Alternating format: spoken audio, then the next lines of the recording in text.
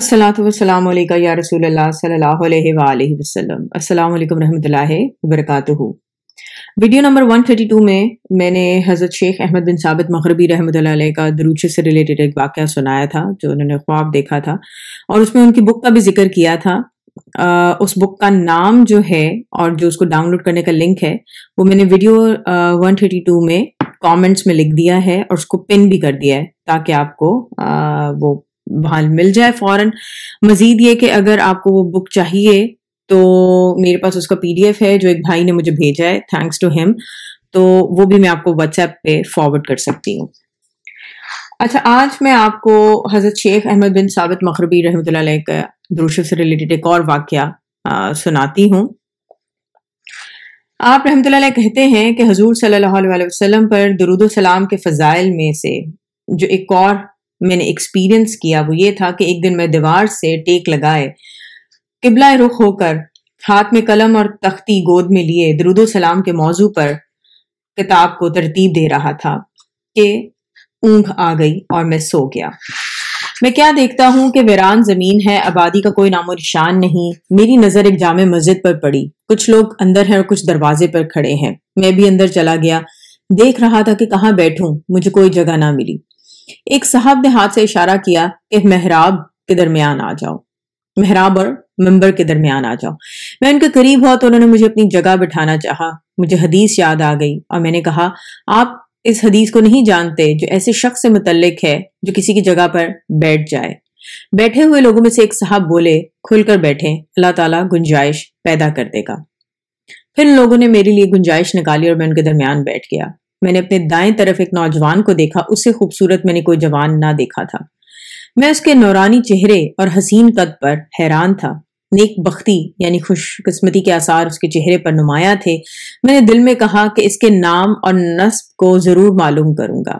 चुनांचे मैंने कहा कि मैं तुम्हें अल्लाह ताला और रसूल सल्लल्लाहु अलैहि वसल्लम का वास्ता देकर पूछता हूँ कि आपका नस्ब क्या है। वो कहने लगा, तुम्हें मेरे नस्ब से क्या गर्ज है? मैंने कहा, आपके चेहरे से नेक लोगों के आसार नुमाया है, लिहाजा मैं आपकी सोहबत से मुस्तफीद होना चाहता हूँ। उसने कहा, मेरा नाम रोमान है और नस्ब के लिहाज से फरिश्ता हूँ। मैंने उसको 1,24,000 नबियों अलैहिस्सलाम का वास्ता दिया और कहा कि अपना सही सही नाम और नस्ब बताना। उसने कहा, ए अल्लाह के बंदे, मेरा नाम रोमान और नस्ब फरिश्ता है। मैंने 3 मरतबा यही सवाल किया, उसने 3 मरतबा यही जवाब दिया। मैंने कहा, तुम इंसानों की मजलिस में क्या चीज ले आई? उसने कहा, ये जितने तुम्हें नजर आ रहे हैं सब मलाइका और रूहानी अहले ईमान है। मैंने कहा कि मैं आपकी सोहबत इख्तियार करना चाहता हूँ। उसने कहा, हमेशा सोहबत में रहना चाहते हो? मैंने कहा, हाँ। उसने कहा, तुम्हें मेरा साथ एक लम्हे के लिए भी मुयस्सर नहीं हो सकता।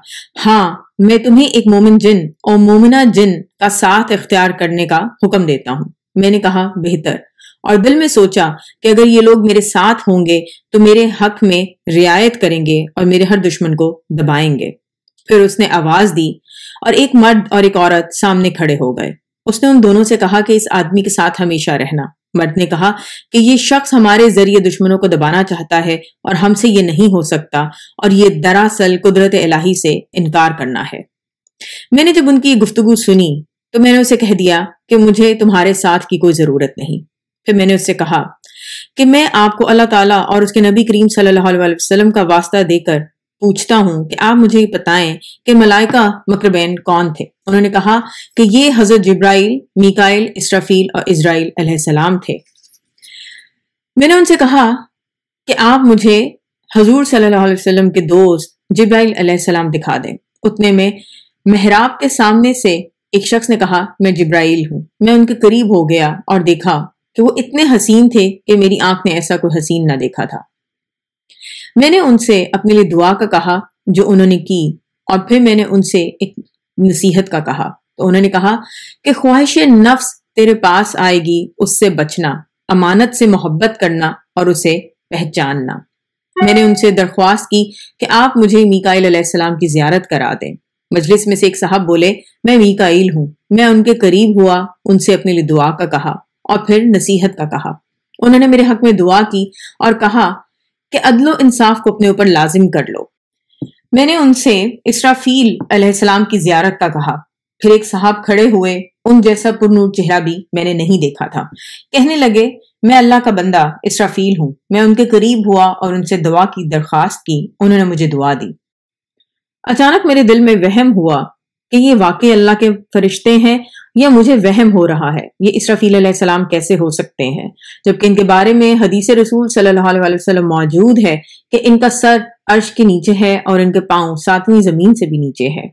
ابھی یہ سوچ ہی رہا تھا کہ ان کا سر مسجد کی چھت کو توڑ کر آسمان سے باتیں کرنے لگا اور پاؤں زمین میں دھسے جا رہے تھے۔ میں نے انہیں اللہ تعالیٰ کا واسطہ دیا اور کہا کہ اپنی اصلی صورت میں واپس آ جائیں۔ پھر وہ اپنی پہلے والی صورت میں واپس لوٹ آئے۔ میں نے ان سے نصیحت کا کہا تو انہوں نے کہا کہ دنیا کو ترک کر دو، رضائے مولا پاؤ گے۔ جو کچھ ہاتھ میں ہے اسے چھوڑ دو، اللہ کی محبت سے سرفراز ہوگے۔ میں نے ان سے کہا کہ مجھے اسرائیل علیہ السلام کی زیارت کروا دیں۔ پھر ایک صاحب کھڑے ہوئے جن سے زیادہ خوبصورت شخص نہ دیکھا تھا۔ انہوں نے کہا کہ میں اسرائیل علیہ السلام ہوں۔ میں نے ان سے دعا کا کہا تو انہوں نے مجھے دعا دی، اور پھر میں نے ان کو اللہ اور رسول صلی اللہ علیہ وسلم کا واسطہ دے کر کہا کہ موت کے وقت مجھ سے نرمی برتیں، جس پر انہوں نے کہا کہ رسول صلی اللہ علیہ وسلم پر کثرت سے درود و سلام پڑھتے رہو۔ میں نے مفید نصیحت کی درخواست کی تو آپ نے کہا، یاد کرتے رہو اس موت کو جو لذتوں کو ختم کرنے والی، آباء و اجداد کی قاتل، بیٹوں اور بیٹیوں کو جدا کرنے والی، روحوں کو قبض کرنے والی، سوائے اس ذات کے جو زمین و آسمان کو پیدا کرنے والی ہے۔ پھر میں بیدار ہو گیا۔ حضرت سیدی احمد بن ثابت المغربی رضی اللہ عنہ نے درود شریف پہ جو کتاب لکھی ہے اس کا نام ہے التفکر والاعتبار۔ یہ عربی میں ہے، جس کی ٹرانسلیشن مختلف لوگوں نے کی ہے۔ اس کتاب کا لنک، جو عربی میں جو کتاب ہے اس کا لنک میں نے اس ویڈیو کے کامنٹس میں بھی پن کر دیا ہے۔ اور آپ رضی اللہ عنہ کا تعلق جو ہے وہ مراکش سے ہے، آپ وہاں کے ولی کامل مانے جاتے ہیں۔ آپ کہتے ہیں کہ اللہ تعالیٰ کی عزت کی قسم، درود و سلام کی اس کتاب کو پڑھنے والے کے لیے رسول صلی اللہ علیہ وسلم نے ضمانت عطا فرمائی ہے کہ اس بندے کا خاتمہ ایمان پر ہوگا اور وہ آگ کے عذاب سے محفوظ رہے گا۔